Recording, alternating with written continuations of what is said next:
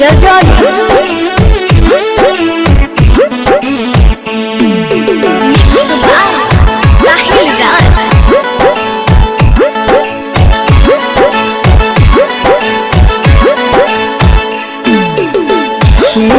सखिया जर गेल कारमा दिलावा लगल चोट हे सखी।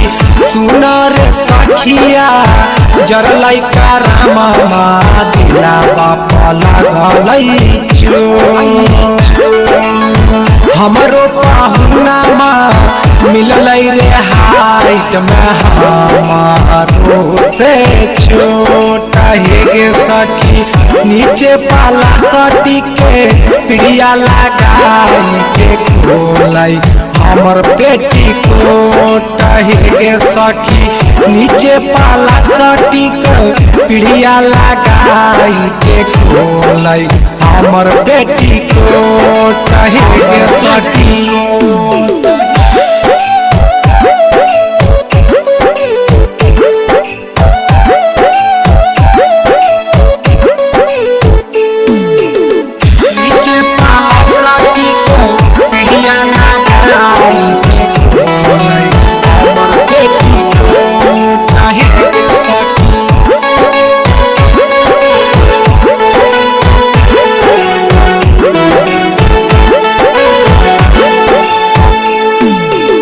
सजिया चढ़े सीढ़ी लगा के जैसे चढ़े चोर हे सखी।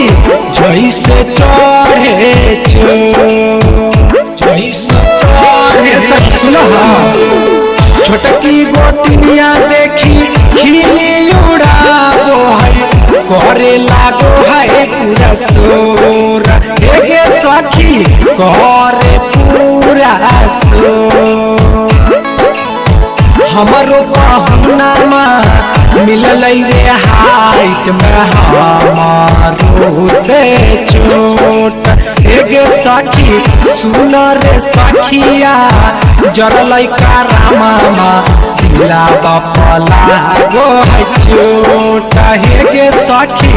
हमरो पाहुनामा मिलल रे हाइट में हमारो से छोट हमर बेटी को।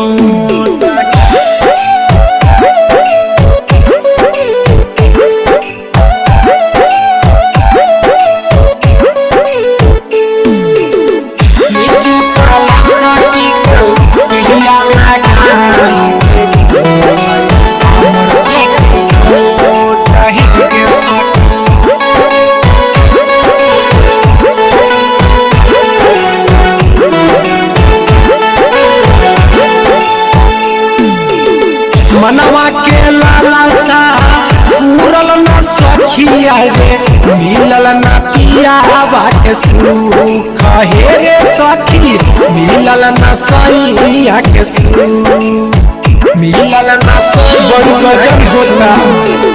ससुरा में यदि भैले पूरा गजनवा भैले बड़ी दुख हे रे सखी। भैले बड़ी सैया दीपकवा से सटल न सखिया कहियो ओठावा से ओठ हे सखी। सैया सुधीरावा से सटल न सखिया कहियो ओठावा से ओठ हे सखी।